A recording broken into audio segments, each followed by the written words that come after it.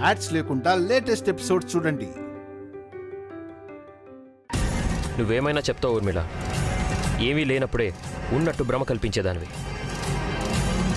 అలాంటిది ఇంత ఆధారం దొరికాక ఎందుకు ఆగుతావు? ఏమైనా చెప్తావు. అయినా కంటికి కనిపించేదాని వెనక అర్థం కాని కొన్ని నిజాలుంటాయి. నువ్వు వాటిని అర్థం చేసుకోవడానికి ప్రయత్నించాలి. మాకు అర్థమైంది ఒక్కటే, వైదేహికి అత్తయ్య మీద ఉన్న అనుమానం. అత్తయ్య, మీకు ఇంకేమైనా అర్థమైందా? పోనీ మీకేం అర్థమైందో చెప్పండి. లేదంటే అదిగో తనే వస్తుంది, తన్నే అడగండి.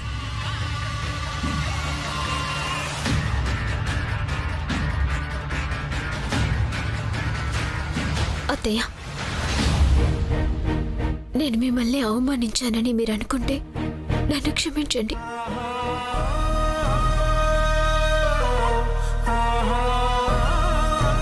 అత్తయ్య, మీ కాళ్ళు పట్టుకుంటాను అత్తయ్య.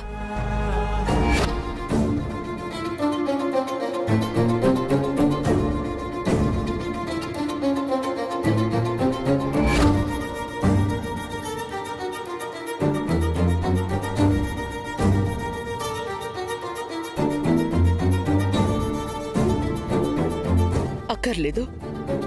కడుపుతో ఉన్న కోడలతో కాళ్ళు పట్టించుకున్నానన్న చెడ్డ పేరు తీసుకురావడానికా? అత్తయ్య, చేసిందంతా నువ్వు చేసి అత్తయ్యా ఎందుకిలా మాట్లాడుతున్నారు అని అడుగుతావేంటి వైదేహి? అక్క, ఉన్న అపార్థం చాలు, ఇంకా దాన్ని పెద్ద చేయాలని చూడు. అపార్థం కాదు, నీ మీద అత్తయ్య చూపించిన ప్రేమకి నువ్వు చేసిన అన్యాయం. అయినా ఇప్పుడు నువ్వు బాధపడుతున్నంత మాత్రాన అత్తయ్య మీద నీకున్న అనుమానం తీరిపోయినట్టేనా? అక్క, నాకు ఎలాంటి అనుమానం లేదని చెప్పాను కదా. నా పరిస్థితి వేరు, అర్థం చేసుకోవటానికి ప్రయత్నించండి. చెప్తే కదా ప్రయత్నించడానికి. నువ్వెందుకు తినలేదో ఒక్క కారణం చెప్పు, మళ్ళీ నిన్ను నెత్తిన పెట్టుకుంటారు. చెప్పు. వైదేహి, నువ్వెందుకు ఇలా చేసావో నాకు తెలీదు. కానీ మనం చేసిన పని అపార్థాలకి దారి తీసినప్పుడు అది మన మధ్య అగాధాలని సృష్టించక ముందే వాటిని దూరం చేసుకోవడం మంచిది.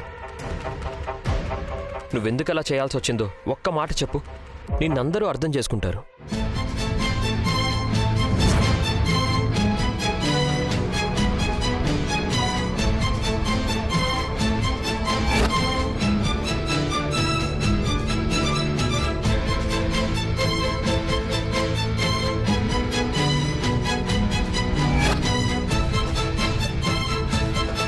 లక్కీ లక్కీ, దేవాంశ్ అడిగితేనే చెప్పలేదు. నువ్వడిగితే ఎందుకు చెప్తుంది చెప్పు? అక్క, చాలు. కారణం ఏదైతే ఏంటి, అత్తయ్య ఇచ్చింది తినలేదు కాబట్టి అనుమానించాను అంటున్నారు. ఇప్పుడు అత్తయ్య ఇచ్చేది తింటే నమ్మకం ఉన్నట్టే కదా. ఇప్పుడు మీ చేత్తో ఏమైనా ఇవ్వండి, సంతోషంగా తింటాను.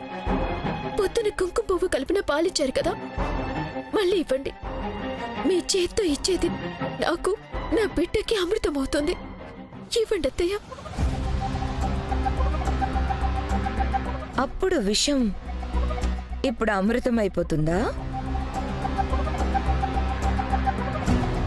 ఇచ్చినప్పుడు తిరస్కరిస్తే కావాలనుకున్నప్పుడు దక్కదు. దక్కదని చెప్పడానికి నువ్వెవరు? గతాన్ని తవ్వుకుంటూ కూర్చుంటే జీవితాలు ముందుకెళ్ళవు.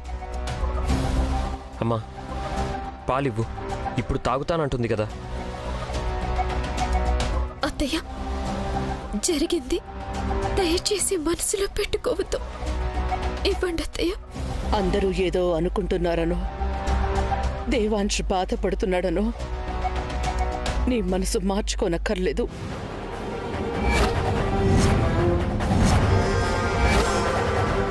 నా చేతి పాలు నీకెప్పటికీ అమృతం కావు.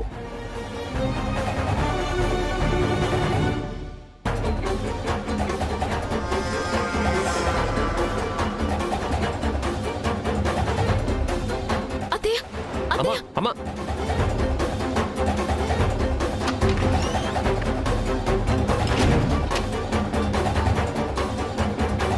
నువ్వు బాధపడకు వైదేహి.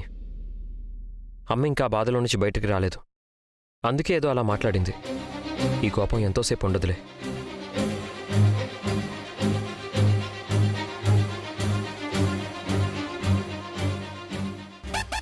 పాపం, ఒక్క పూటలో నీ కథ ఎలా తలకిందులైపోయిందో.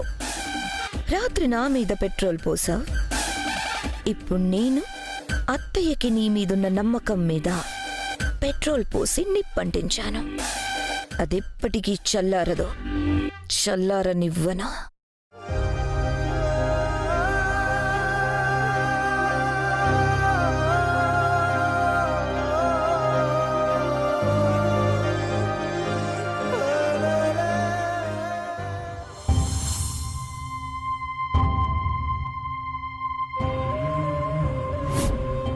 నేను తినను తినను తినను.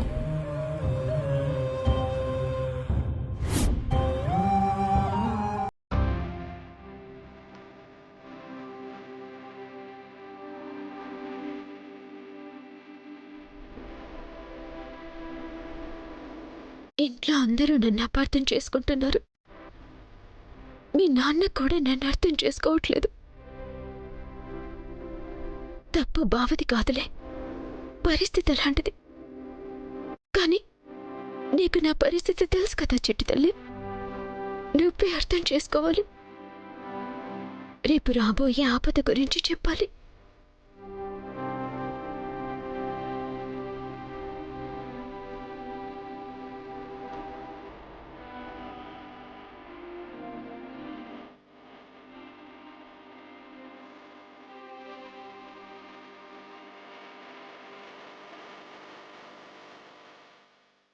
నా నుదిటి రాతకే మప్పులు పట్టాయనుకున్నా, ఇక్కడ కూడా మప్పులు పట్టున్నాయా?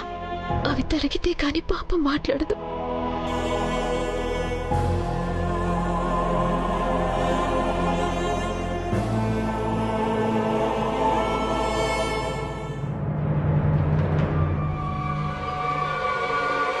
ఒక్క వీడియో వీళ్ళ విధినే మార్చేసింది. ఒక్క క్షణం కూడా వదిలి ఉండని వాళ్ళు ఎలా ఎడమోహం పెడమోహం అయిపోయారో చూడండి. ఇక మీ అత్త వైదేహి మోహన్ చూడదు. వైదేహి మాట ఇక ఎవ్వరూ నమ్మరు. కాబట్టి రేపు మనం ఏం చేసినా మనకి అడ్డే ఉండదు.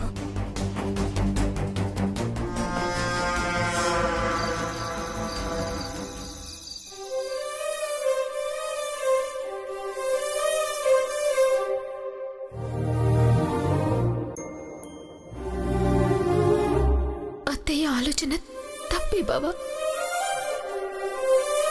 కానీ ఆవిడ ఆలోచన వెనుక వాళ్ళలాగా మన మీద ద్వేషం లేదు.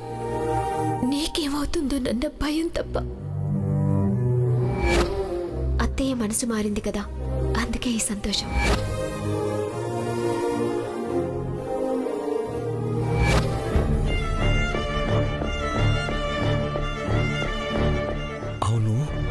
వైదేహి చెప్పింది నిజమే కదా. అప్పుడే అమ్మని అర్థం చేసుకుంది.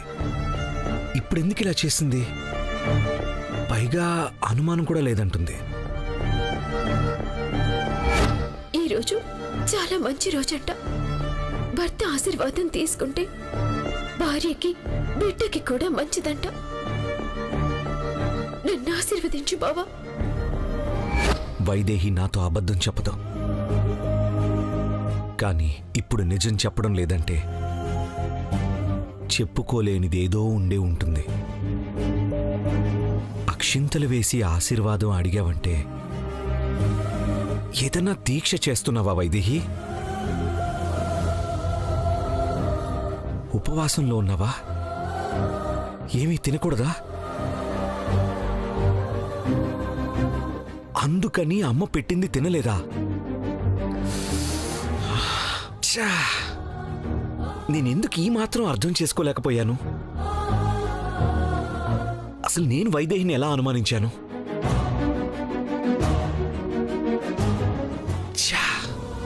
వైదేహి, వైదేహి! ఈ మబ్బులు ఎప్పటికీ తొలగిపోతాయి. నా చెట్టు తల్లి ఎప్పుడు నాకు జరగబోయేది చెప్తుంది.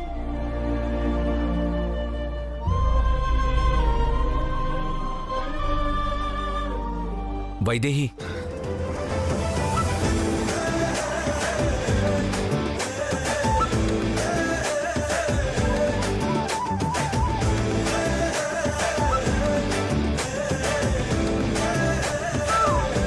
బావా,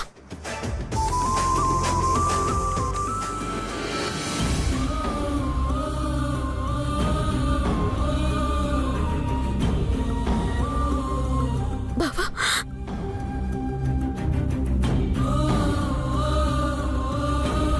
నన్ను క్షమించు వైదేహి.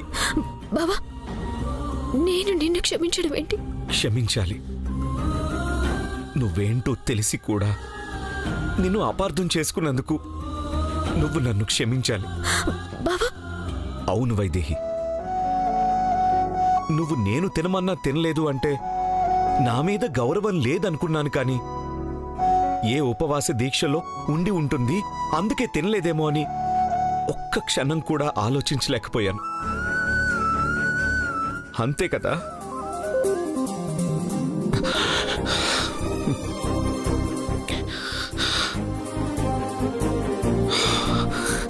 నేను తప్పు చేశాను వైదేహి. నేను నిన్ను చాలా బాధ పెట్టాను. నువ్వింకేం చెప్పొద్దు వైదేహి. నేను తెలుసుకున్నాను. ఎందుకోసం దీక్ష చేస్తున్నావో కూడా నాకు చెప్పొద్దు. చెప్పేదానివి అయితే అప్పుడే చెప్పుండేదానివి. ఏం చేసినా మన కోసం, మన కుటుంబం కోసమని తెలుసు. అందుకే నువ్వు నాకే కాదు, ఎవ్వరికీ సంజాయిషి ఇవ్వాల్సిన అవసరమే లేదు.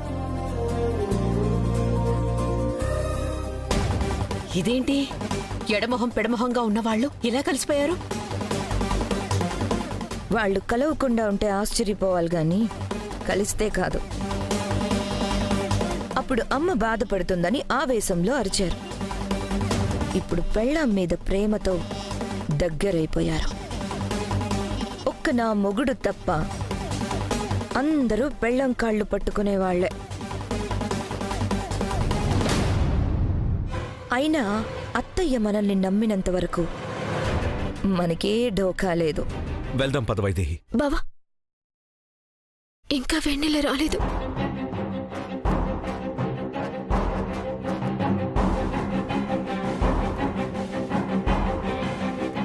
మబ్బులు బాగా పట్టున్నాయి వైదేహి. ఇప్పుడప్పుడే వెన్నెల వస్తుందో రాదో? వెన్నెల కోసం ఇంతలా చూస్తున్నారేంటి? సరే ఉందాం. వెన్నెల వచ్చే వరకు మనం ఇక్కడే ఉందాం.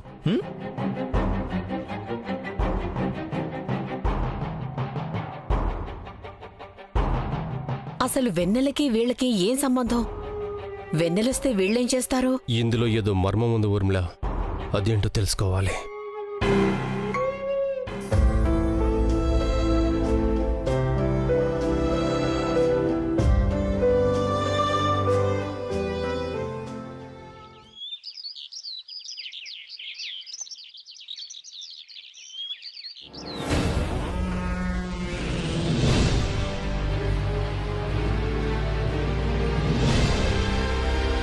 ఏంటమ్మా, చాలా సీరియస్గా ఏదో ఆలోచిస్తున్నట్టున్నావు? ఏముంటుందిరా, ప్రతిసారి ఏదో చెయ్యాలనుకుంటాం, కానీ ఏది జరగడం లేదు. ఊర్మిళేదో కష్టపడి వీడియో తీసింది. వైదేహి ఒంటరిదైపోతుందనుకుంటే రాత్రి దేవాంశ్ వైదేహి మళ్ళీ ఒకటైపోయారు. అది ఊహించిందేలేమ్మా. వాళ్ళని విడగొట్టడం అంత ఈజీ కాదు. ఎంత దూరం చేసినా అయస్కాంతల్లా మళ్ళీ ఒక్కటైపోతున్నారు. అలా అయితే మనం ఇంకేమీ చేయలేం. ఈరోజు హోలీలో కూడా పెద్దగా ఏదో ప్లాన్ చేద్దామనుకున్నాం, కానీ ఏ చిన్నది జరిగినా మనల్ని ఇంట్లోంచి గెంటేస్తామని అందరూ కలిసి వార్నింగ్ ఇచ్చారు. అవన్నీ పట్టించుకోమని అనుకున్నాం కదమ్మా. ఇంకా దాని గురించి ఎందుకు ఆలోచిస్తాం? మనం చేయాల్సింది మనం చేద్దాం. ఏం చేస్తున్నామో ముందు మనకు తెలియాలి కదా వాలి. మనమేం చేయబోతున్నామో చెప్పాలి వాలి. మన మీద పెట్రోల్ పోసి తగులబెడతానని బెదిరించింది ఆ వైదేహి. ఈరోజు మనం చేయబోయేది దాని బతుకుని తగులబెట్టేది కావాలి. అవును ఊర్మిళ, వాళ్ళిచ్చిన వార్నింగ్కి మళ్ళీ మనం ఏమీ చేయమన్న ధీమాతో ఉంటారు. ఇప్పుడు దెబ్బ కొడితే అస్సలు తేరుకోలేరు. అయితే ఏం చెయ్యాలో మనం ఆలోచించాలి. దానికి కావలసిన ఏర్పాట్లన్నీ అయిపోయాయి ఊర్మిళ. అయిపోయాయా? ఏం చేస్తున్నావు? మాకేం చెప్పలేదు. ముందే చెప్పుకుంటే పరీక్షా పేపర్ లీక్ అయినట్టు లీక్ అయిపోతుందని చెప్పలేదు, కానీ ఏర్పాట్లన్నీ అయిపోయాయి.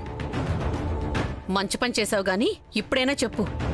లేదంటే నువ్వేం చేస్తున్నావో తెలియక మేమేదో ఒకటి చేసేసి మా వల్లే ఆ ప్లాన్ చెడిపోయినా చెడిపోవచ్చు. చెప్తా. పెద్దనాన్న పోయారని ఇంట్లో పండగ చేయకపోయినా జనాల కోసం రంగుల పండుగ చేస్తున్నారు కదా. ఆ రంగులే చూడకుండా వాళ్ళ బతుకుని చీకటి చేయబోతున్నా. అంటే ఏముంది, హోలీ ఆడాక దేవాంశ్ వైదేహిలో గుడ్డివాళ్ళుగా మిగిలిపోతారు. కళ్ళు పోయాక ఇక వాళ్ళు ఉన్నా లేనట్టే. అది సరే, అసలు వాళ్ళకి కలర్ ఎలా పొయ్యాలో అర్థమయ్యేటట్టు చెప్పు. ఏం చేసినా మన మీద అనుమానం రాకూడదు. అస్సలు రాదు. హోలీ ఆడడానికి బయట నుంచి వచ్చే మనుషుల్లో మన మనుషులు కూడా కొంతమంది ఉంటారు. వాళ్ళు మనమిచ్చిన ప్రత్యేకమైన రంగులు తీసుకొచ్చి ఆ రంగుల్ని వైదేహి దేవాంశుల మీద చల్లుతారు. అంతే, కళ్ళు కనిపించవు. కానీ మన మీద అనుమానం వస్తుంది కదరా. వస్తుంది, కానీ తప్పించుకోవచ్చు. కొంతమందికి రంగులు పడతాయి, కొంతమందికి రంగులు పడవు. కరెక్ట్. మనల్ని అనుమానిస్తే దేవాంశ్ వైదేహిలకి ఈ రంగులు పడలేదు అని వాదిస్తాం. అయినా గుడ్డివాళ్లు అయిపోయాక ఇక వాళ్ళు చేసేదేముంది? సామ్రాజ్యం అంతా మన సొంతమైపోతుంది.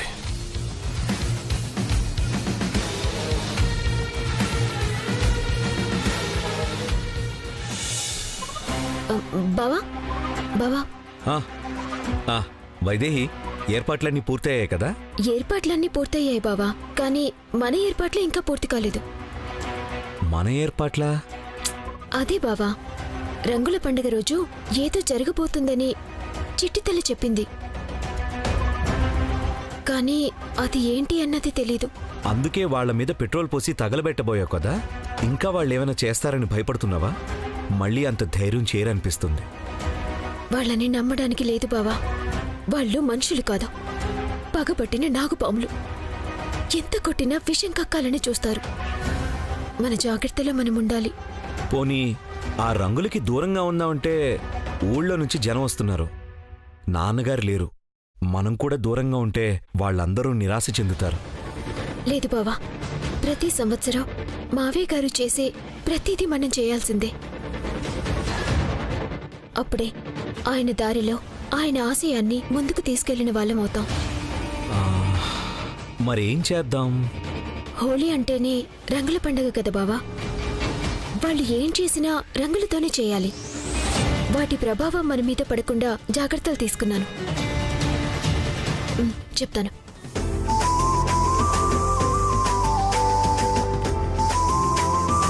ఏంటిది? ఇది ఒంటికి పూసుకుంటే రంగు మీద పడినా దాని ప్రభావం చర్మం మీద ఉండదు. ఇది నేనే నా చేతులతో తయారు చేశాను. అయితే ఇప్పుడు నూనె ఒంటికి రాసుకోవాలి అంటావు? అవును బావా. అయితే బయట రంగులతో ఆడుకునే ముందు లోపల నూనెతో ఆడుకుందాం. నూనెతో ఆటలేంటి బావా? ఆడొచ్చు, సరదాగా. నువ్వు నాకు రాయి, నేను నీకు రాస్తాను. సరే.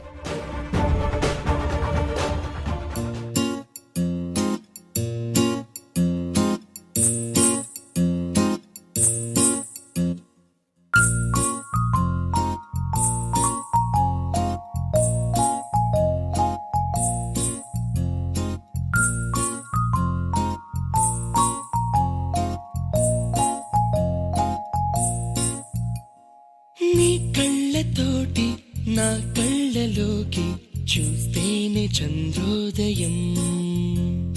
నీ చూపుతోటి నన్ను తాకుతుంటే తనువంత సూర్యోదయం. ఇలాగే ఇలాగే మనం ఏకమయ్యే క్షణాలే కదా ఓవరం. ప్రపంచాలు